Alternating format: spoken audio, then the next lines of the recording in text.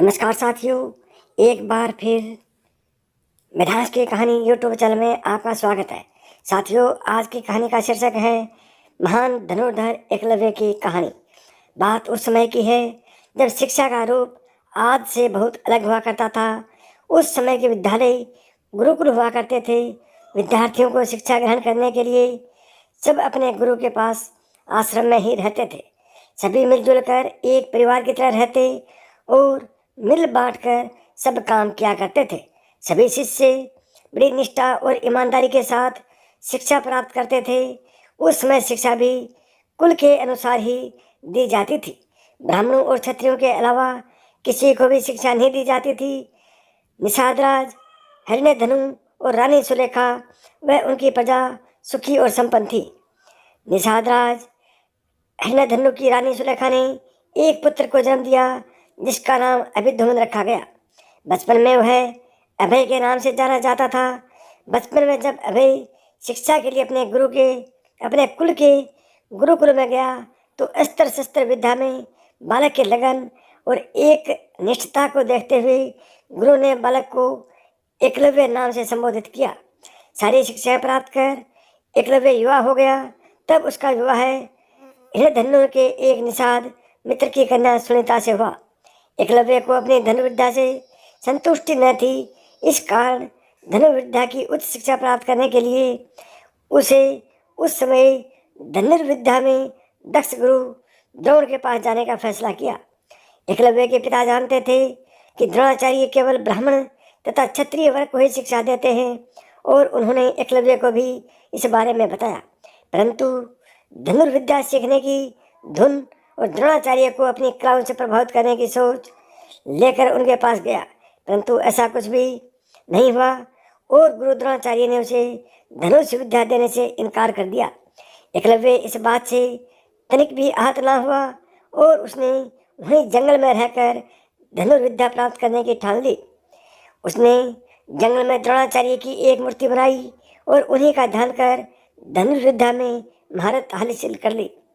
एक दिन आचार्य द्रोण अपने शिष्यों और एक कुत्ते के साथ आखेट के लिए उसी वन में पहुंच गए जहां एकलव्य रहते थे। उनका कुत्ता राह भटककर एकलव्य के आश्रम में पहुंच गया और भौंकने लगा। एकलव्य उस समय धनुर्विद्या का अभ्यास कर रहे थे। कुत्ते के भौंकने की आवाज़ से एकलव्य के साधना में बाधा पड़ रही थी। अतः उसने ऐसे बाण चलाए कि कुत्ते को जरा सी खरोंच भी नहीं आई और कुत्ते का मुंह भी बंद हो गया। एकलव्य ने इस कौशल से बाण चलाए थे कि कुत्ते को किसी प्रकार की चोट नहीं लगी और अपने बाणों से कुत्ते का मुंह बंद कर दिया। गुरु द्रोण के पास भागा। कुत्ता ऐसा होकर गुरु द्रोण के पास जा पहुंचा। द्रोण और शिष्य ऐसी श्रेष्ठ धनुर्विद्या देख आश्चर्य में पड़ गए।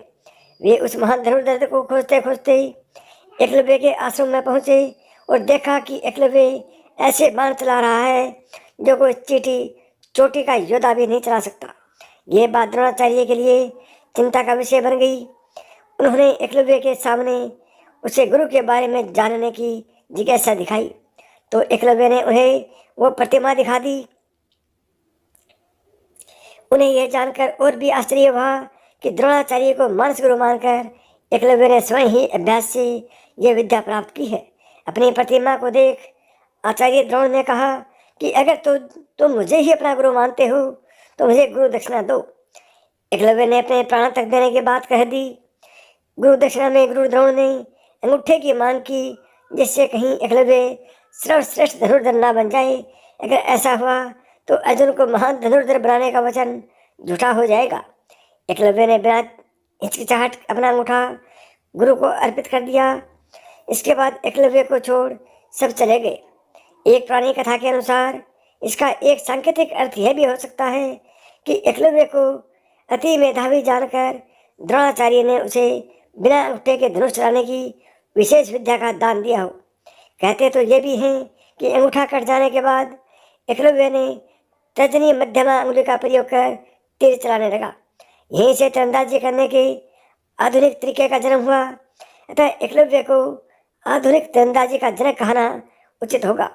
निसंदेह ये बेहतर तरीका है और आजकल तीरंदाजी इसी से तरह से होती है।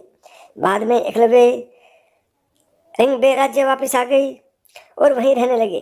पिता की मृत्यु के बाद वहाँ का शासक बन गई और अमात्य परिषद की मंत्रणा से वह न केवल अपने राज्य का संचालन करते बल्कि निषाद भीलों की एक सशक्त सेना और नौसेना गठित कर ली और अपने राज्य की सीमाओं का विस्तार किया। निषाद वंश का राजा बनने के बाद एकलव्य ने जरासंध की सेना की तरफ से मथुरा पर आक्रमण कर यादव सेना का लगभग सफाया कर दिया था। यादव वंश में हाहाकार मचने के बाद जब कृष्ण ने दाहिने हाथ में महज 4 अंगुलियों के सहारे धनुष बाण चलाते हुए एकलव्य को देखा तो उन्हें इस दृश्य पर विश्वास ही नहीं हुआ। एकलव्य अकेले ही सैकड़ों यादववंशी योद्धाओं को रोकने में सक्षम था। इसी युद्ध में कृष्ण ने छल से एकलव्य का वध किया था। उसका पुत्र केतुमान महाभारत युद्ध में भीम के हाथों से मारा गया था। जब युद्ध के बाद सभी पांडव अपनी वीरता का बखान कर रहे थे तब कृष्ण ने अपने अर्जुन प्रेम की बात कबूली थी।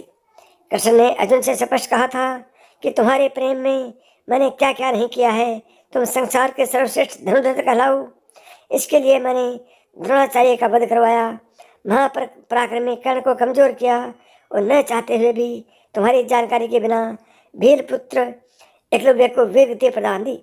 और इन सब के पीछे केवल एक ही वजह थी कि तुम धर्म के रास्ते पर थे, इसलिए धर्म की राह कभी मत छोड़ना। एकलव्य की कहानी से हमें यह प्रेरणा मिलनी चाहिए, हमें यह प्रेरणा मिलती है कि हमें कभी भी हार नहीं माननी चाहिए और अपने हौसलों से हालातों को बदलना चाहिए। आपने इस कहानी से क्या शिक्षा प्राप्त की है कमेंट बॉक्स में कमेंट करके जरूर बताएं। साथ ही अभी तक आपने मिधांश की कहानियाँ यूट्यूब चैनल को सब्सक्राइब नहीं किया है तो अभी सब्सक्राइब करें। अगली और बेहतरीन कहानी के साथ फिर मिलते हैं। तब तक नमस्कार दोस्तों, प्रणाम।